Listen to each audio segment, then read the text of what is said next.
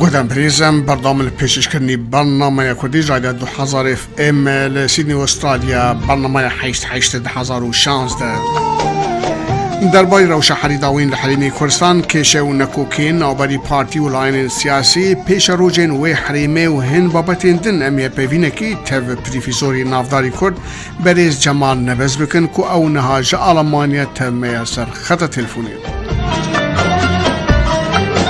ما مستجمال اما زور خوش حالن که جارکی تر الگل جنابتن ام گوتو بیجب تلفونی بکن سپاس بو کاتو باشتابونی جنابتن ام هفه وینی تف رادیو 2000 FM بشی کردی لسیدنی استرالیا حوالی هجا کاکو دبا خلیل کیسی من خوشتیا که پاس سالک اما جارکی تر هفه وینی دکین لگال یک هیزیا من اوکو ام هف بيزينا خيركي تدا بيبو مروفي لي قوماو بشخراو بتايبتي او قلاني كوابن دستن ولفيش هموان وديارة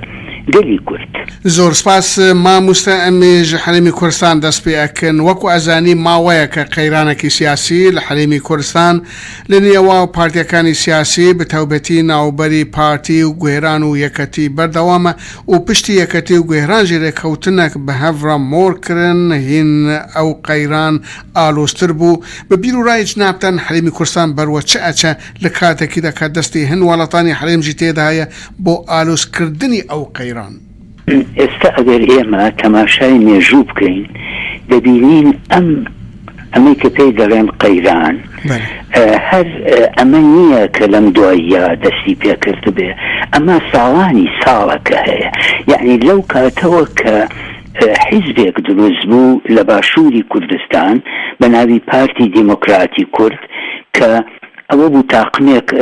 وكو برين سربا الريبازي كومونيسي ونرازي نبون بوي چند كسيك لناو بارتيا بن وكو كاك زيادي كوهي وشيخ لطيف وامانو اوان خوان جا كردو چون ناو بارتي كومونيسي عراق وانو لو سردموا او قيلانة دروز بوا يعني قيلانة كان لقاو دروز بوني بارتي دروز بوا وإن جا يشيتي خوي لورجي بارتي هاتو تدروا إن جا قورانيش لناو ورجي يشيتي وهاتو تدر يعني أمريكا بيدرين قيلان هي أمر دينية أوان نزيشي 50 شفارك هيا أمشتا ونبي يعني اشتيتي تعزبه وأم قيلانش كهيا يعني بالراسي دارم بحزبكان شارسر ناكنه چونك خوان حزبكان خوان قيلانه خوان كيشن وام كيشهش هر بيوندي بحزبكاني باشور ونيه يا بهمو حزبكاني همو كردستاني قورة ونيه بلكو اما كيشيكي نونتوية كاكي برس يعني امرو نكهر مثلا بارشيكي كردستاني لهمو كردستان لهمو روشواتينا والراست لهمو الدنيا إذا لفرنسا لإيطاليا لألمانيا لأمريكا تشيشيك هي تشيشك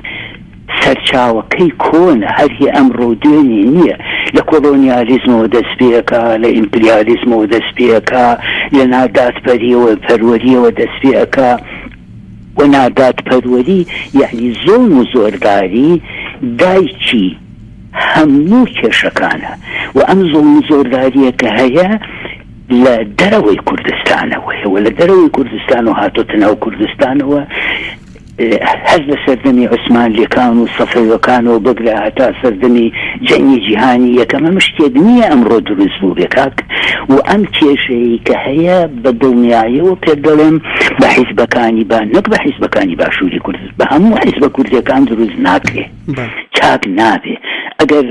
خود زور شارزای که ماویق لموبر نزیکی چنمانیق لموبر من اوام نوسی لپیناوی اوا که براسی يعني كشي كور نبيت شتيك هالشارس هريفي ونبي و اگر كردي شتيكي دسكوت بشتيكي كم اوشي ذكي زنشي بيستحيز بكان خوان صرفكن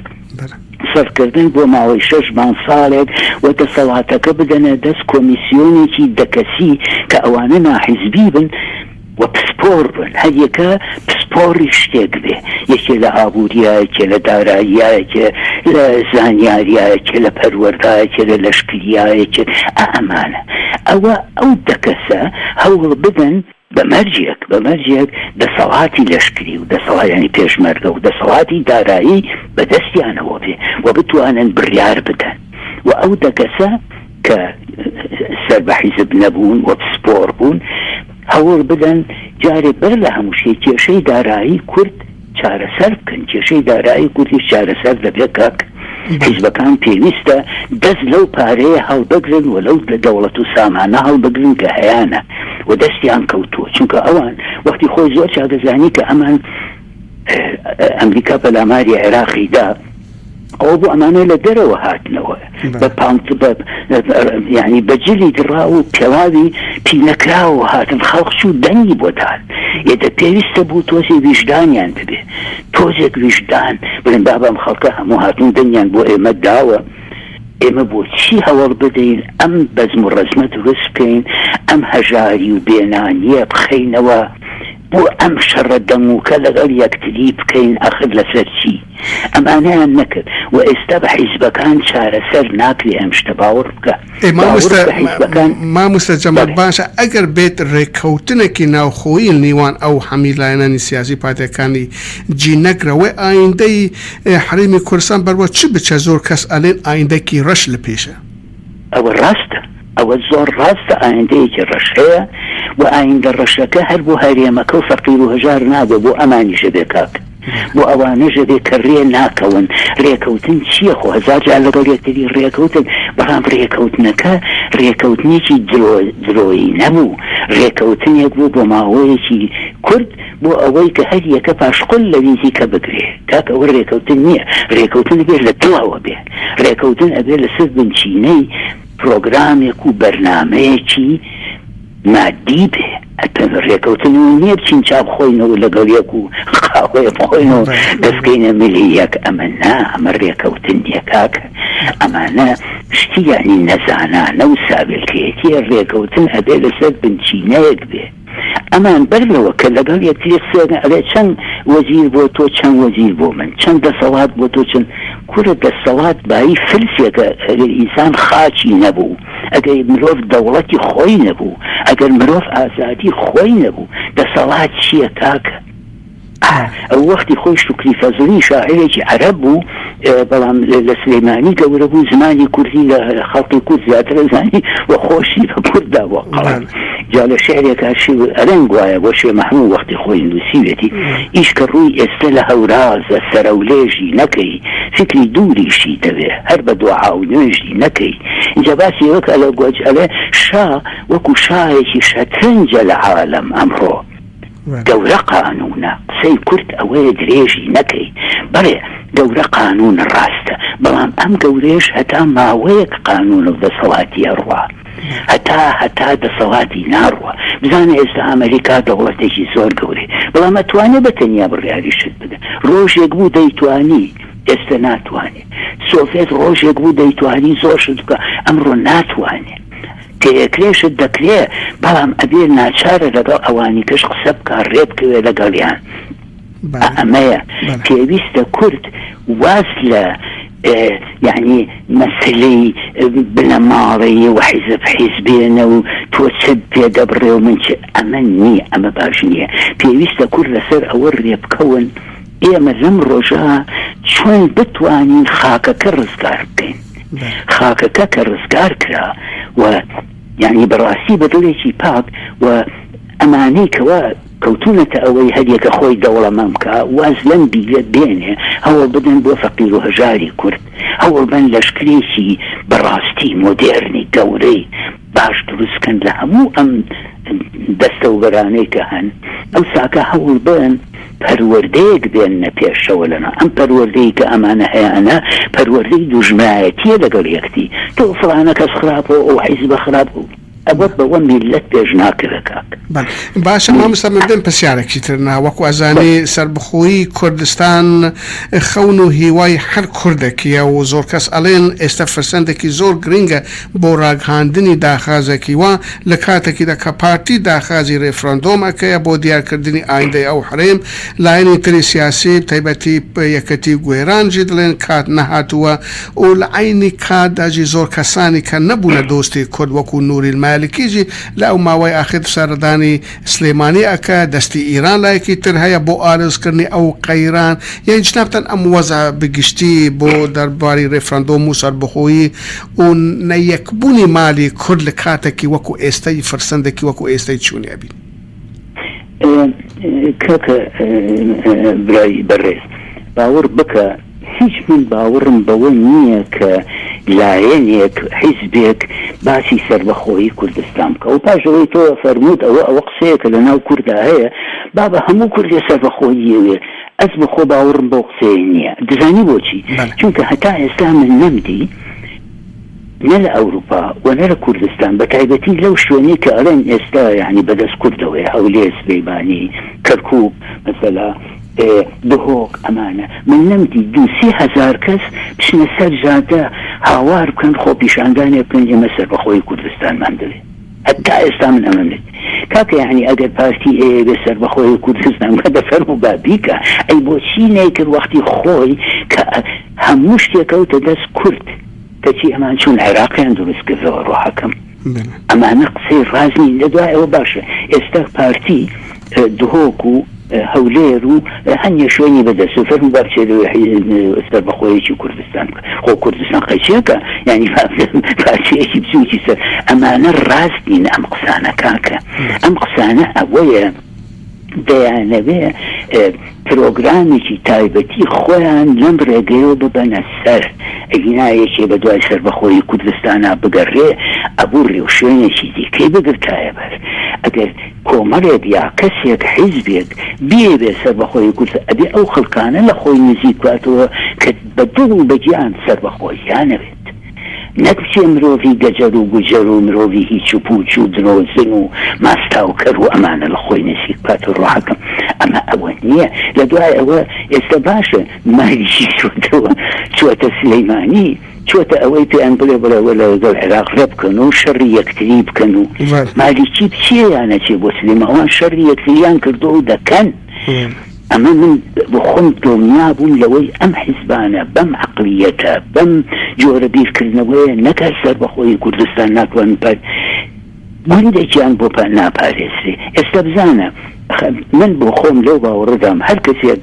لەی قەوما پەنابەر بوو اینجا ڕەگەزی هەر شتێ بێ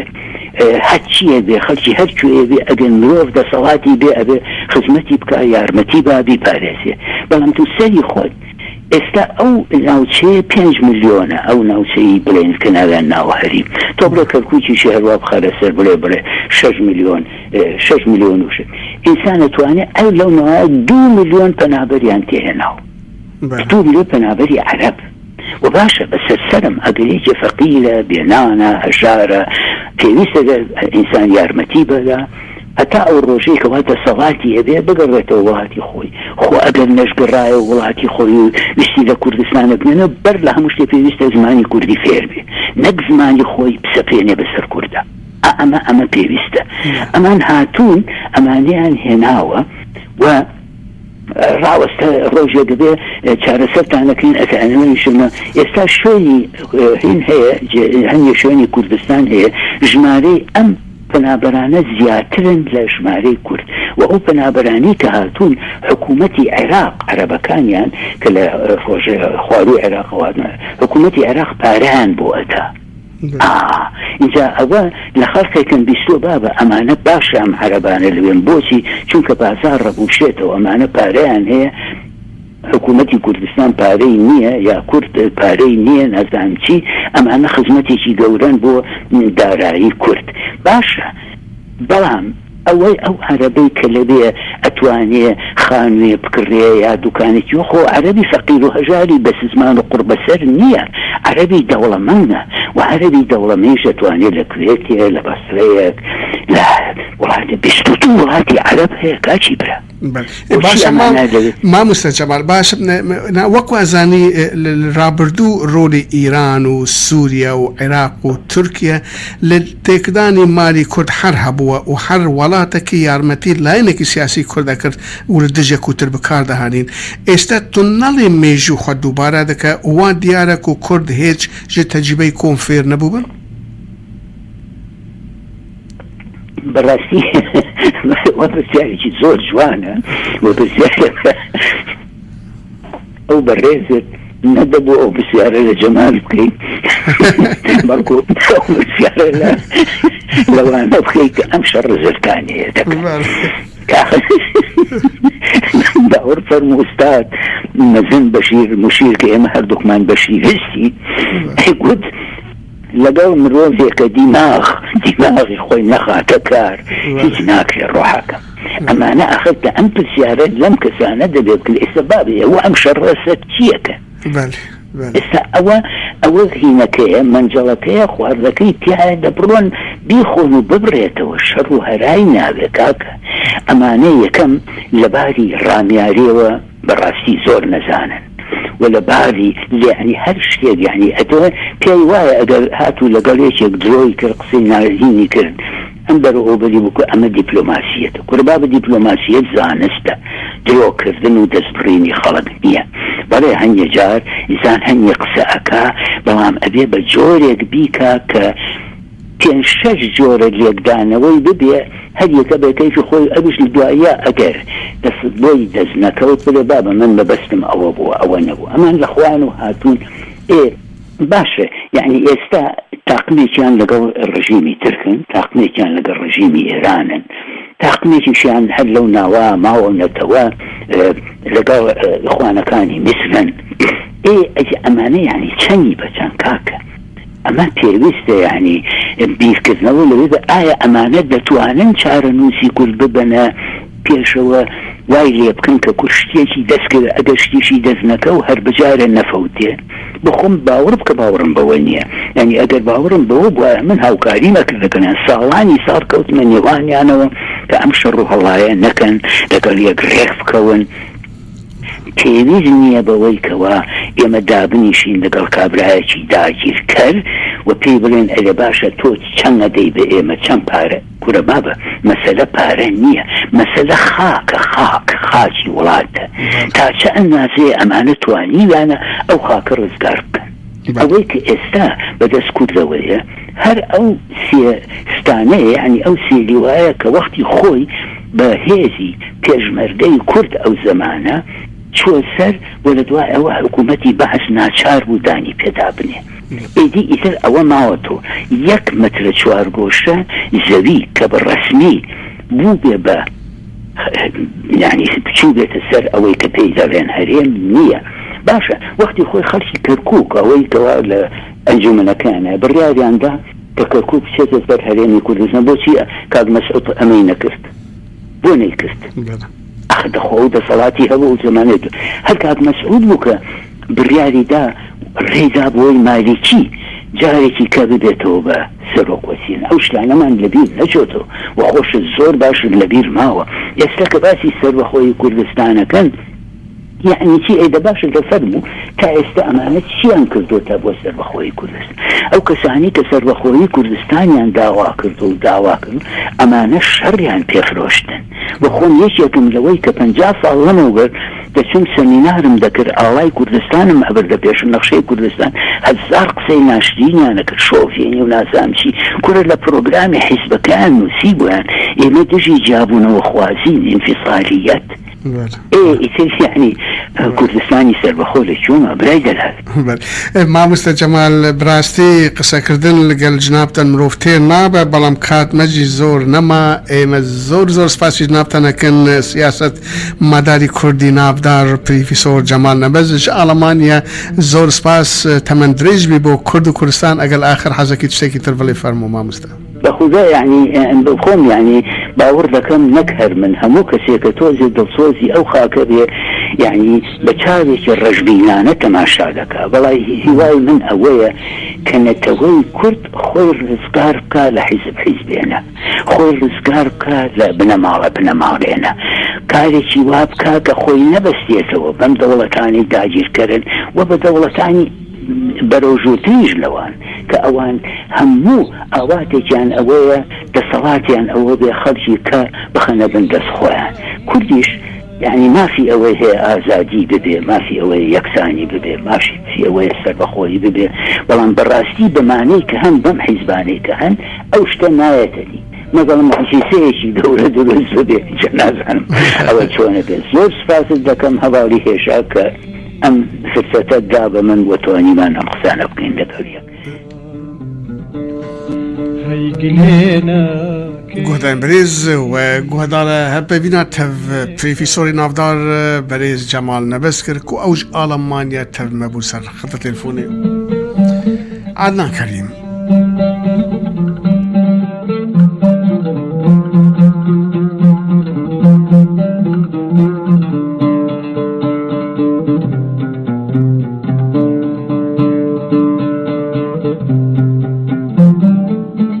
ئەیان بەری خاڵ